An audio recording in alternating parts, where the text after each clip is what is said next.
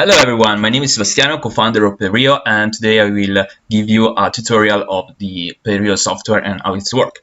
Basically, in the main page in the analytics, we have the all your movement of the company order in the economic view or financial view in the two main charts, so the profit and loss chart and the cash flow chart. The profit and loss collect the data in economic view, so there is the revenue, expense, profit and margin. You can also unselect or select the factor you want to see, and if you point at that, you also will have the details.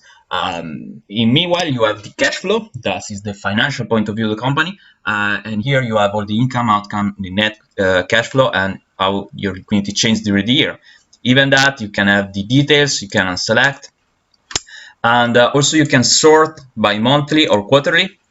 Furthermore, in both of the chart, there is a forecast part in which the software will provide you an idea of the future revenue, expense, and profit, and so on, using machine learning or artificial intelligence.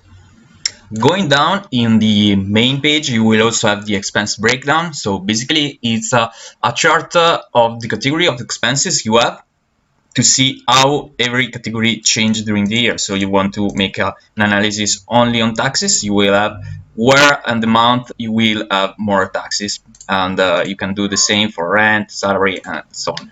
There are two ways to insert data in the platform. One is manually and one is through the document. Let's start with manual one. So we insert income, we select the number of the client, the amount of money, the VAT, the method, let's say transfer, category, let's put sales, subcategory if necessary, the revenue date, let's put today, and transaction date, let's put September. So in this case, we will have revenue collected in August and the cash flow, so the income, in September. We can do the same stuff for expenses. Okay, we have the name of the supplier, let's say this one, let's put a random number, the VAT, the category, let's put utility, expense date and transaction date, let's put together, and we have the expenses. In this case, we will have for the expense date and transaction date the same date, so we have the expenses and the outcome both on August. And the second way to insert data, if you're a little bit lazy, you can directly drag and drop a document. Here you select the type, so the invoice, and let's put salary. We upload the document, and the document will be in the first step in the processing phase, in which the software will read and extract all the data that are needed. So, for example, supplier name, the due date, the transfer date, the total amount of money. Clicking here, you will have the preview of the document you upload.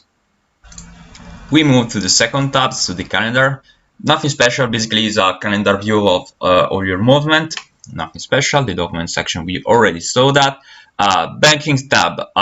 Here you can add your current account or your multiple current account. You just need to add bank. Select the country. Let's put Italy. Here we'll open a list of all the Italian banks. You select your ones, you confirm, you will be transferred to your bank website, you insert your credential, and you link your bank account. And lastly, we have the settings. So here you can change everything about the software. We can control the multi-user access, so we can add a new employees, and we select what kind of access you have. We can change the name, we can change the position, let's put manager, we can have the permission, so analytics, calendar, document, banks, and so on, and we can delete if necessary. Then we have the income category. You can create your own category for your personal analysis. Same stuff for expenses. There are the default one, but you can add as many as you want. We move to add business, and you can insert a new one. If you have multiple business, you can control every one of them without any additional cost. You just need to insert the name, the position, and the currency, and that's done. We can import data, in this case from Excel. Languages, for now we have these 5. The translation is very quick.